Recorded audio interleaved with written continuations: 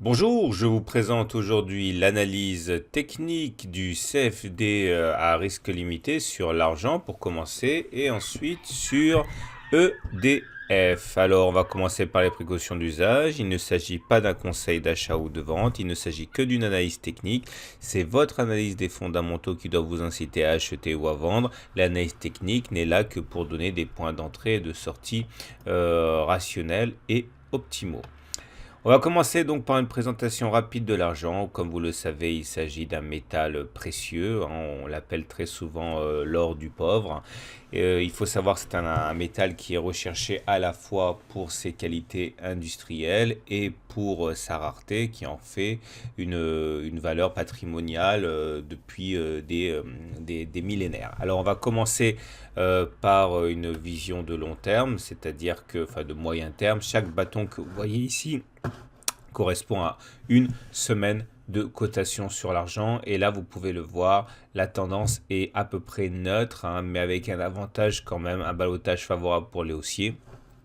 Regardez, les pics sont toujours descendants, mais les creux sont devenus montants. Si la bougie de cette semaine ou celle de la semaine suivante arrivait à passer au-dessus du précédent sommet, on aurait donc des pics montants et des creux montants, ce qui veut dire qu'on serait en tendance haussière au regard de la théorie de dos. Et c'est un peu pareil pour la théorie relative à la moyenne mobile à 20 semaines qui est actuellement à 17 dollars. Vous voyez, si on arrive à se positionner au-dessus d'une moyenne mobile à 20 semaines qui monte, et bien effectivement on est en tendance haussière. Et là, cette moyenne mobile à 20 semaines n'est pas encore montante, hein, on va dire qu'elle est à peu près plate, mais on est bien au-dessus d'une M20 qui commence effectivement à monter. C'est assez encourageant pour la suite. Regardez l'Ishimoku. L'Ishimoku a l'avantage de nous montrer les prochaines résistances et supports de référence. En l'occurrence, ici, les cours peuvent monter, mais aux alentours de 18,5 dollars, on risque d'avoir des difficultés, hein, puisqu'il s'agit d'une des courbes de l'Ishimoku qui va bloquer sans doute au moins provisoirement les cours, surtout que on a également d'autres résistances, à savoir le précédent plus haut qui vient se conjuguer un petit peu, hein, avec cette zone des 18,5. A l'inverse, au niveau des supports, vous pouvez remarquer que nous avons tout un ensemble de courbes ici qui peuvent jouer un rôle de support, que ce soit la Tenkan, la Kijun et puis surtout le bas du nuage, la courbe orange ici aux alentours de 17,6. Donc globalement, ça va être difficile de passer en dessous de cette courbe-là. Maintenant, de manière plus vaste, hein, une analyse graphique nous montre que la situation est véritablement une situation très importante, charnière, puisque nous sommes au contact de cette grande oblique bleue ici, qui a capé les cours de très nombreuses fois, qui a empêché les cours de passer ici ou encore là, et justement, c'est un petit peu la semaine de tous les dangers. Si on arrive à passer ça, ça sera très encourageant. Par contre, si on hésite à passer cette zone de résistance, on peut s'attendre effectivement à la possibilité d'un reflux plus marqué comme ça s'est produit auparavant. Enfin, au niveau de l'analyse technique journalière, rapidement, hein, donc chaque bougie maintenant correspond à une journée de cotation et pas une semaine. Vous voyez que les choses sont claires, l'argent est bien orienté avec un MACD qui est au-dessus de son signal, un RSI qui est au-dessus de 50 et un momentum qui est au-dessus de 0. Ces trois éléments montrent que ce sont les haussiers qui tiennent le marché de l'argent actuellement à court terme. On enchaîne avec l'EDF, EDF que tout le monde connaît, numéro 1 français de la production et de la commercialisation d'électricité. La nouvelle en cours, c'est que EDF a annoncé le succès, la réussite de son augmentation de capital. Et cette nouvelle opération a été sursouscrite, hein. Ce qui veut dire que visiblement l'action rassure et elle intéresse. On commence par une analyse hebdomadaire de la même manière et là malheureusement c'est pas la même chanson. La tendance est baissière, vous voyez les pics sont bien descendants et les creux sont descendants et on est bien en dessous de la moyenne mobile. Et tant qu'on sera en dessous de la moyenne mobile à 30 semaines, eh bien on sera en tendance baissière. Oui, il est fréquent d'utiliser la moyenne mobile à 30 semaines plutôt que la moyenne mobile à 20 semaines sur les actions.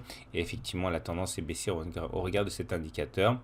L'Ishimoku nous montre également qu'il ne sera pas facile de monter puisque nous avons la Tenkan qui va nous bloquer, la Kijun qui va nous bloquer et le nuage qui va nous bloquer. Ce sont que des zones de résistance, hein. Regardez par exemple là, on a bloqué sur la Kijun. Quand on passe la Kijun, on bloque sur le nuage. Et quand on ne bloque pas sur l'un ni sur l'autre, on bloque sur la Tenkan. Donc vous voyez, ce sont des zones qui sont difficiles à passer, à commencer donc par les 8,2 euros. Maintenant, il n'y a pas que des éléments négatifs, il enregistre des éléments positifs. Il y a l'analyse graphique tout d'abord qui montre que nous sommes dans un biseau descendant. Un biseau descendant, c'est-à-dire deux bâtons comme ça qui convergent vers le bas. Et il faut savoir que ce genre de figure se casse plus souvent par le haut que par le bas.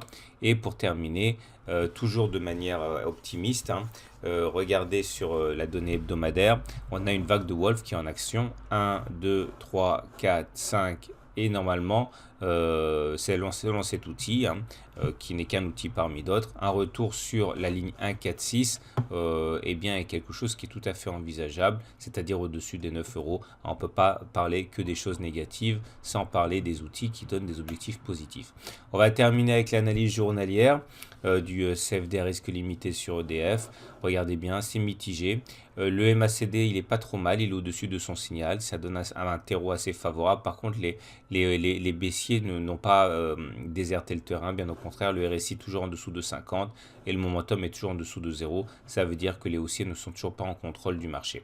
Voilà ce qu'on pouvait dire. Je vous souhaite une bonne soirée, de bons trades et je vous invite ce soir, mercredi 28 mars, 29 mars, pardon, à 21 h à un grand webinaire gratuit d'analyse technique.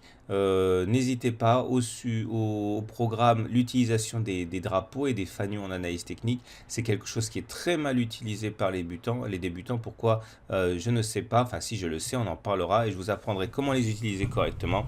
C'est donc gratuit. Cliquez sur le lien dans l'article et vous pourrez donc réserver votre place pour ce soir pour cette conférence en ligne mensuelle, traditionnelle, proposée par le site. Voilà, à tout à l'heure, j'espère, à 21 h.